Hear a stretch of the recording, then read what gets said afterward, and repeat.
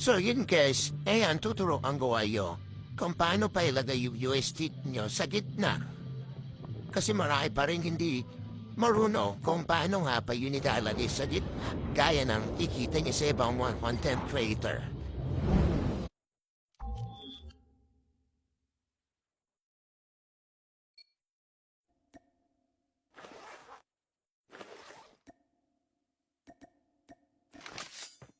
So una guys, punta kayo sa settings.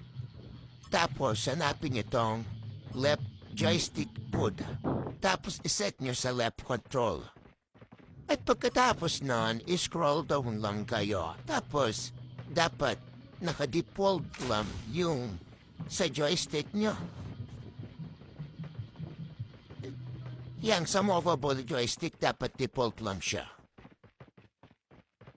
At yun, okay na. Pagkatapos, kahit iset nyo na yung joystick nyo, sa gitna, gaya ng ginawa ko dito. And palafayan natin. Yan. Tsaka kailangan nyo rin palang i-turn yung fixed joystick mode para hindi siya gumagalaw.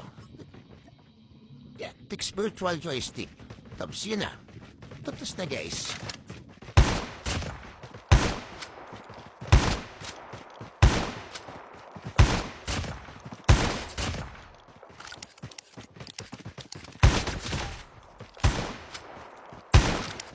At sa mga nagtatanong kung ano pala yung phone ko, naka-Tecno po ba 6 niyo lang ako at naka-Helio G99, pero kung gusto niyo malaman kung paano magkaroon ng max frame rate na stable sa 60 FPS, comment na kayo guys.